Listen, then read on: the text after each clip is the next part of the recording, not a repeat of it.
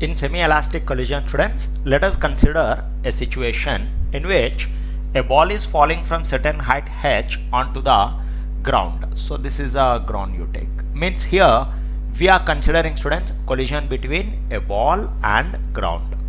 So no doubt here before and after collision, students, ground will be at rest. Is it or not? Because ball is dropping from certain height, it is striking the ground and going to again some height, then coming back again hitting the ground. So likewise, students, the collision is continuing.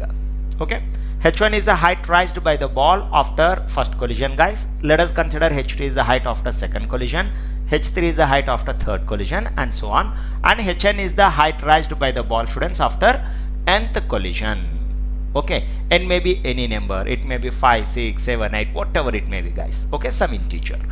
Now, students, here in this semi-elastic collision, no doubt kinetic energy is not conserved. Therefore, some energy will be lost, due to which, guys, h1 is always less than h2 is always less than h1, h3 will be always less than h2, and so on.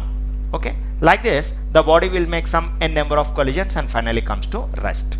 So here, students, our focus is on like h1 as well as velocity, means height as well as velocity. Therefore, students, before getting into it, here, since the second body, in the process of collision, the second body is ground, students, we can assume that the velocity of the ground before and after collision will be 0. Therefore, students, if you apply coefficient of restitution formula for every collision, this is a first collision, guys, and this is a second collision and third collision, and so on. Like this you can take. In this, guys, we know that E is equal V2 minus V1 by U1 minus U2.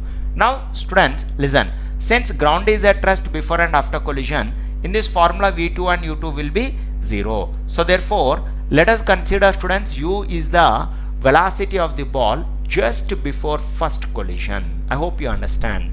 Here what I am doing is, students, the ball is released from certain height h, and let us consider U is the velocity of the ball just before first collision, and let us also consider, guys, V1 is the velocity of the ball just after first collision, means it is colliding with U1 and rising up with V1. That is the situation. Okay, guys, here U and V1 will not be same because it is semi-elastic collision. And if you apply coefficient of restitution for this situation, students, for the first collision, so like this, just after the first collision, okay, then we can write E as 0 minus 0 means V2, ground velocity will be 0, and again ground velocity before collision, after collision, they will be 0.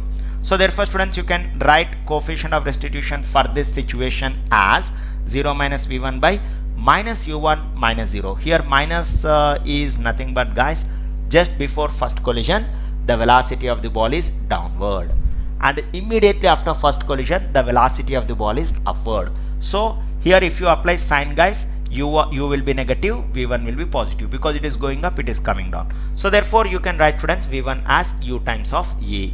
Therefore, students, after first collision, in this situation, the ball is rising up with a velocity equal to U times of coefficient of restitution.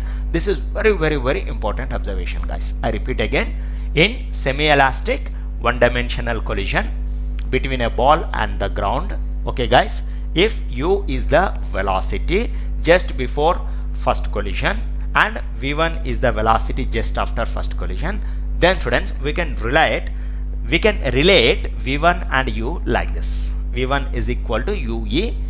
Okay, I hope you understand. Now, students, try to apply the same for second collision, and in the process of that, let us consider, guys, just before second collision, right? V1 is a velocity, because the velocity with which it is raised up after first collision, students, with the same velocity, okay, guys, before second collision, the ball will hit the ground. Therefore, it is rising with V1, going to maximum height and coming back, and just before second collision, here I am taking second collision, guys, so the velocity of the ball will be again V1.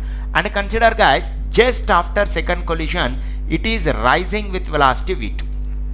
Okay, here, students, U is velocity just before first collision, v1 is velocity just after first collision.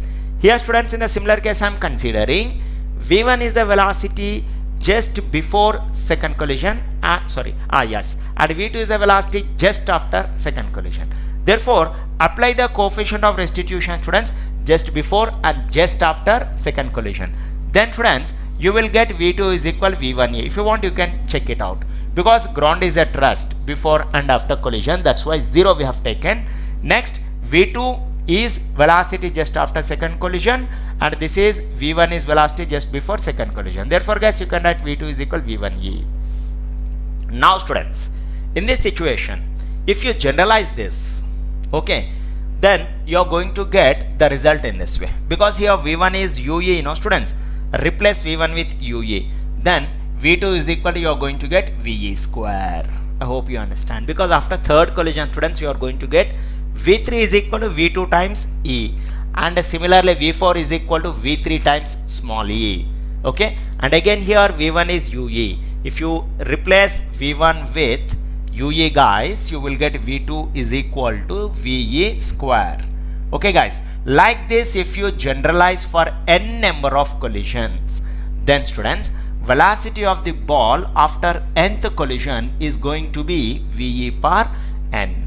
Very important concept students. Okay, I hope you understand. Here the ball is released from height h, okay, and it is striking the ground and going up, and again coming down, striking and going up. In this situation, if you were asked to find out students what could be the velocity of the ball after nth collision, then you can take directly this formula, vn is equal to ve per n. N may be any number, 10, 20, 30, 40, anything you take guys, and E is the coefficient of restitution between the ball and the ground, and its value always remains same, because it depends only on the nature of the colliding surfaces. Okay guys, so similarly, with the help of kinematic equation students, what I am doing is, here we got E is equal to, see guys, E is equal to, we can write it as v1 by e.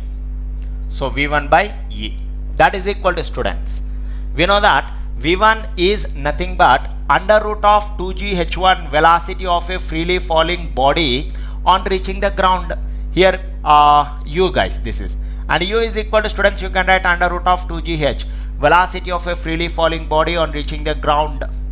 Okay, this is, if you take it as u guys, you can also write it as under root 2g h1 and 2g h. I hope you understand. Okay guys, so velocity of a body on reaching the ground, this u can be written as under root 2g h, and here guys, this is v1, so v1 can be written as under root 2g h1, and the same formula you can generalize for second, third, fourth, fifth and up to nth collision. Okay students, therefore if you take a variation in this, variation in the sense, instead of taking v1 by u, you take students 2g h1 by 2g h. This is nothing but students v1 by u. That's it. I hope you understand. v1 is equal to, I have replaced with this value, and u is equal to, I have replaced with this value.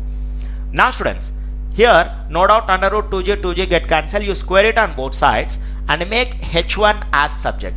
Then you will get h1 is equal to h square. Okay guys, concentrate here. E is equal to v1 by u. Here we have seen, and with the help of kinematic equation, you can write v1 as under root 2g h1, u as under root 2g h. Okay students, now 2g get cancelled, square it on both sides, so that you will get h1 is equal to h square. Okay, here similarly guys, E is equal to, you can also write v2 by v1 after second collision. So this I have taken just before and just after first collision, and similarly guys, just before and just after second collision, if you take E value, because E coefficient of restitution depends only on nature of colliding bodies, its value remains constant, but v1, v2, h1, h2 are changing. Okay guys, E is equal to v2 by v1. v2 is equal to, you can write under root 2g h2, and v1 is equal to, you can write under root 2g h1. Okay guys, now again squaring and cancelling out 2g guys, you are going to get h2 is equal to h1 e square. But h1 is equal to, you know that, h e square. So replace here h1 with this value students. Then you are going to get h2 is equal to h e per 4. Like this students, if you generalize the concept, then you are going to get h3 is equal to h e per 6. Because guys, h1 is h e square, h2 is h e power 4, and h3 will be h e power 6. Okay, h4 will be h e power 8, and so on. Likewise students, hn is equal to h e power 2n. You can generalize in this way. Okay guys, I hope you understand.